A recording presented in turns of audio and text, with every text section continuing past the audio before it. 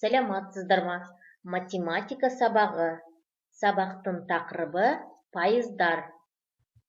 Бүгінгі сабақта пайыздың не екенін, оның қалай белгіленетінін білесің. Бірінші тапсырмаға қарайық. Қалдықпен бөлуді орында. Қалдықтарды өсу ретімен орналастыр. Сонда сен тірі организмдердің өзара және қоршаған ортамен әрекеттесу туралы ғылым қалай аталатынын білетін боласың. Оқушылар тақтаға қарайық. 95 пен 3-тің бөліндісі тең болады 31, қалдық 2. 104 пен 5-тің бөліндісі тең болады 20, қалдық 4. 925 пен 100-дің бөліндісі тең болады 9, қалдық 25. 55 пен 7-ның бөліндісі тең болады 7, қалдық 6. 705 пен 7-ның бөліндісі тең болады 100, қалдық 5. 358 пен 10-ның бөліндісі тең болады 35, қалдық 8. 249 пен 2-ның бөліндісі тең болады 124, қалдық 1. 25 мың 47 бөлінген 100 тең болады 250, қалдық 47. Енді қалдықтарды өсу ретімен орналастырайық. Ең бірінші кіші санды тауып алайық, ол бізде қалдық 1 екен, ендеше әрпі. Содан кейін қалдық 2 к әрпі. Қалдық 4 келесі о, сонда эко. Келесі қалдық 5 л, экол. Келесі қалдық 6 о, қалдық 8 г. Содан кейін 8-ден кейін қалдық қандай? 25. Және соңғы қалдық 47. Сонда қандай сөз шықты? Экология. Келесі. Сіздерге енді балаларға естеріне түсіріңдер және естерінде сақтаңыздар берілген. Бөлшектің көмегімен екі натурал санды бөлу нәтижесін көрсетуге болады. Яғни 2 бөлу 5. Оны қалай жазамыз? 5-тен 2. 2 деген сол алымы, 5 дегеніміз бөлімі. Міне сіздерге балалар жазылуы берілген. Бөлімі бүтіннің теңде қанша бөлікке бөлінген. Ал алымы осындай неше бөлік алынғанын көрсетеді. Алымы мен бөлімін бөліп тұратын сызық бөлшек сызығы деп аталады. Енді келесі тапсырма қарайық. Осыған байланысты сіздерге тапсырмалар берілген. Екінші тапсырма қараңдар. Фигураның боялған бөліктерін бөлшек түрінде жаз. Енді бірінші фигураға қарайық. Міне бізге бірінші фигура берілген. Бұнда үшбұрыштарға бөлінген. Енді біз санаймыз. Неше үшбұрыш берілген? 1, 2, 3, 4, 5, 6, 7, 8, 9, 10, 11, 12. Сонда 12. Міне қараңыздар. Яғни балалар біз сіздермен қайда? Бөліміне 12 дейміз. Себебі 12. Ал алымына енді соның нешеуі боялған? Үшеуі. Ендеше үшеуін ғана алып тұр. Алымына 3 дейміз. Сонда 12-ден 3. Келесілерін дәл солай. Екінші фигура қарасақ, 24-ден 6. Келесі 3-тен 1, 8-ден 5. Яғни балалар бөлімі дегеніміз ол қанша бөлікке бөлінгенін тауып аламыз. Ал алымы дегеніміз ол қанша бөлігі алынып тұр. Сол туралы айтылған. Келесі тапсырмасына қарайық. Бөліндіні бөлшек түрінде жаз. Міне 6 бөлу 8 тең болады 8-ден 6.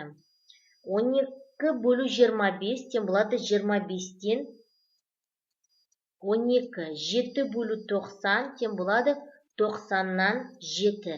1 бөлу 100 тең болады 100-ден 1. 4 бөлу 100 тең болады 100-ден 4. Түсінікті деп ойлаймын. Келесі. Енді сіздерге балалар, жаңа біз сіздермен айттық, яғни сызықты бөлшек сызық дейміз, я? Енді солардың үлесін табу керек. 100-ден 1 үлесі өзінің айрықша ресми пайыз атауына ие болды. Пайыз деген сөзді естіген болатын шығарсыздар, я?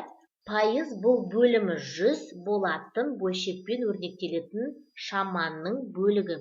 Яғни бөлімі төменгі астыңғы жағы 100. 100-ден 1 дегеніміз ол 1 пайыз. Мысалы 100-ден 5, ол 5 пайыз. 100-ден 10, 10 пайыз. Енді соған байланысты сіздерге тапсырма. Номер 3. Пайыз белгісін пайдаланып, Бөлшектерді пайыз түрінде жаз. 100-ден 4 ол тең болады 4 пайыз. 100-ден 25 ол тең болады 25 пайыз. 100-ден 38 тең болады 38 пайыз. 100-ден 59 тең болады 59 пайыз. Енді керісінше сіздерге тапсырма.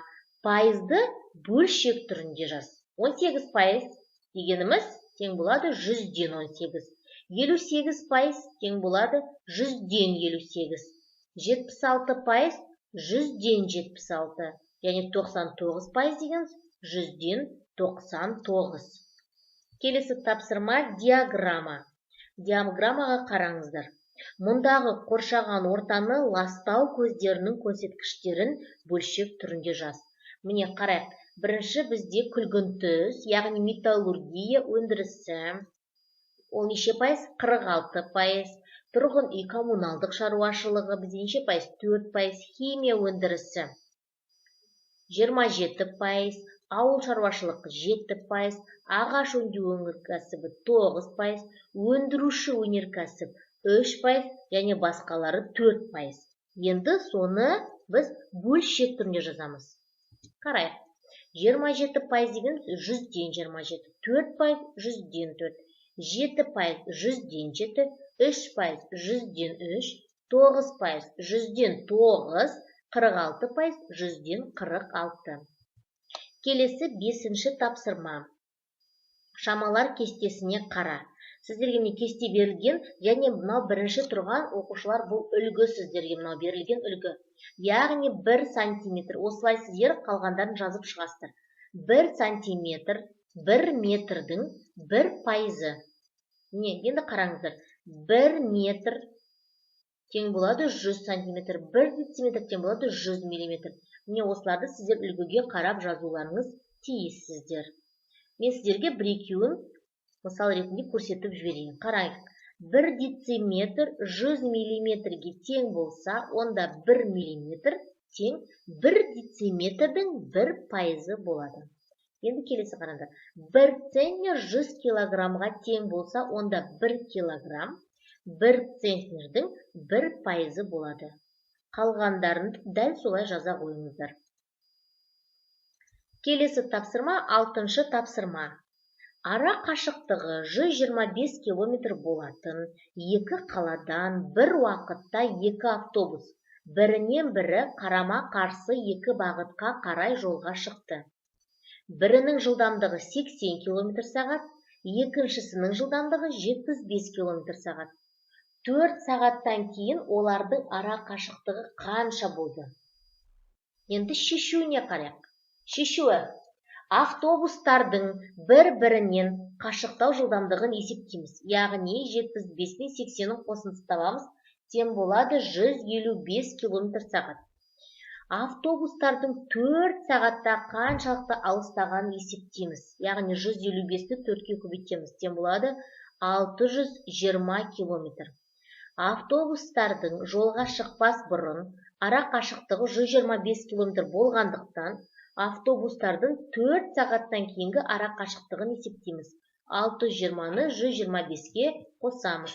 Тең болады 745 км. Келесі тапсырма 7-ші тапсырма. Суретке қара, әр түстегі тор көздер санын пайызбен жаз. Енді бізге қандай түстер берілген? Қарайық. Қара берілген, көк берілген, сары түс берілген. Енді есептеу үшін бірінші сол тор көздерді санаймыз. Барлығы бізде берілген тор көздер, олар 100. 10-10-нан, яғни 10-ды 10-ға көбейтсек 100. Сонда 100 тор көз берілген. Енді сонда 100-ден дейміз. Яғни бөлімі 100 болады. Енді алымын есептеу үшін көк түсті бірінші есептеп көрейік. Көк тор көздер неше екен? Тексерейік. 100-ден 31. Енді қара түсті есептейміз. Қара неше? 1, 2, 3, 4. Ендеше 100-ден 4. Сары неше? 1, 2, 3, 4, 5, 6, 7, 8, 9, 10, 11. 100-ден 11 екен. Сыныпты ғой, я? Келесі 8-ші тапсырма. Серік велосипед тепкенді ұнатады. Бұл экологиялық таза көлік. Велотұрақтарда ол коды бар құлыпты пайдаланады. Ол мынадай есеп құрастырды. Құлып 3, 2 және 4 сандарының көмегімен ашылады. Бұл 400-ден үлкен тақ сан екендігі белгілі. Осы санды ата. Енді ол 400-ден артық болатын болса, ол 423 болуы мүмкін, немесе 432. Себебі тек қана осы 3 санды пайдаланамыз. Енді балалар бізге айтып тұр, ол тақ сан. Сонда өздеріңіз ойлаңыздар. 423, 432. Егер 432-ні алатын болсақ, ол бізде жұп сан. Ендеше құлыптың коды 423 екен. Түсінікті ғой. Осымен біздің бүгінгі сабағымыз аяқталды. Сау болыңыздар.